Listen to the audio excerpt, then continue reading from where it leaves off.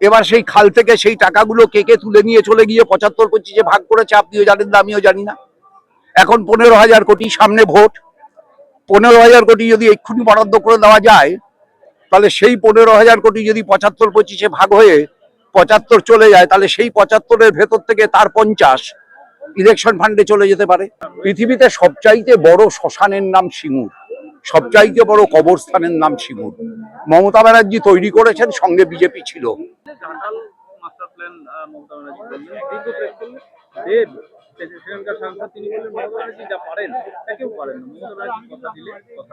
হ্যাঁ, ঠিকই তো। মমতা ব্যানার্জি কথা দিয়েছিলেন 2011 সালে এসে 5 বছরে ঘাটাল মাস্টার প্ল্যান হবে। 16 সালে আবার বলেছিলেন কেন্দ্রীয় সরকার টাকা আটকে রেখেছে, তাই হয়নি। হ্যাঁ, 21 সালে আবার বলেছিলেন। 26 সালে আবার আরেকটা ভোট এসছে, 3,000 কোটি আগে বরাদ্দ করেছিলেন। সেই 3,000 কোটিতে কি হয়েছে? বলছেন খাল কেটেছে। তো খাল যদি কেটে থাকে, তাহলে এই বর্ষায় ভাটালে বন্যা হলো কেন? তা তো খাল সেই জলকে ধরতো। তার মানে খাল কাটা হয়নি। তাহলে 3,000 কোটি টাকা সেটা খালে ঢালা হয়ে গেছে। এবার সেই খাল থেকে সেই টাকাগুলো কে কে তুলে নিয়ে চলে গিয়ে 75-25 ভাগ করেছে আপনিও জানেন না, আমিও জানি না। এখন 15,000 কোটি, সামনে ভোট। 15,000 কোটি যদি এক্ষুনি বরাদ্দ করে দেওয়া যায়, তাহলে সেই 15,000 কোটি যদি 75-25 ভাগ হয়ে 75 চলে যায়, তাহলে সেই 75-এর ভেতর থেকে তার 50 ইলেকশন ফান্ডে চলে যেতে পারে। অঙ্ক খুব সহজ। ওটা মাস্টার প্ল্যান না, ওটা ডাস্টার প্ল্যান।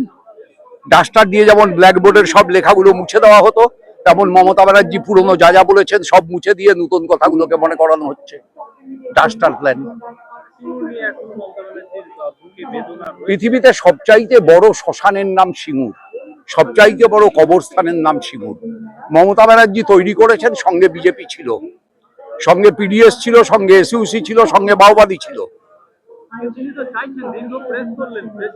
আরে উনি প্রেসে অনেক কথা বলেন, উনি প্রেসে কি বললেন তাতে কিছু যায় আসে না। যায় আসে উনি কি করলেন তাতে। উনি সিঙ্গুরের জমি ফেরত দিয়েছেন বলছেন, সিঙ্গুরের জমি ফেরত নিয়েছে নাকি কৃষকরা? উনি বলছেন যে সিঙ্গুরে কৃষি হয়েছে, উনি তো সর্ষের বীজ ফেলে এসেছিলেন, চাষ হয়েছে নাকি সিঙ্গুরের জমিতে? উনি বলছেন ওখানে ইন্ডাস্ট্রিয়াল পার্ক বানিয়েছে, তাহলে ইন্ডাস্ট্রি না থাকলে ইন্ডাস্ট্রিয়াল পার্ক দিয়ে কি হবে? ইন্ডাস্ট্রি কোথায়? রাজ্যে কোনো ইন্ডাস্ট্রি হয়েছে 15 বছরে? একটা ইন্ডাস্ট্রি তৈরি হয়েছে? এত ছবি মমতা ব্যানার্জির দেখান আপনারা।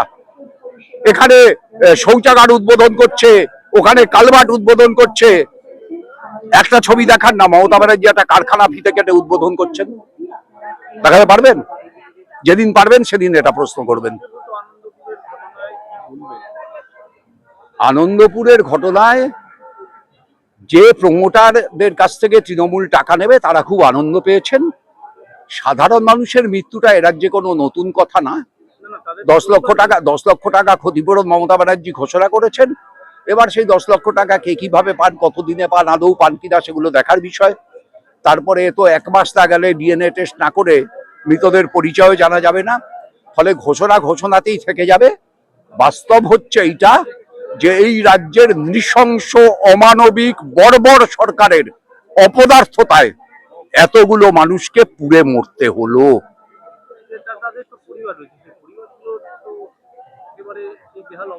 পরিবারগুলো হতাশ হবে, পরিবারগুলো বেহাল অবস্থায় যাবে। যতদিন মমতা ব্যানার্জির সরকার থাকবে, যতদিন নরেন্দ্র মোদীর সরকার থাকবে, ততদিন গোটা রাজ্যে, গোটা দেশে অজস্র পরিবার তারা বেহাল হবে।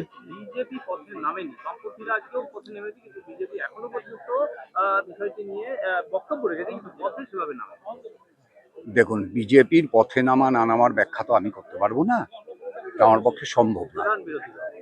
হতে পারে প্রধান বিরোধী দল, কিন্তু কাজের কাজটা কি করেছে তারা? তারাও তো আসলে আরএসএস এরই ঔরসজাত।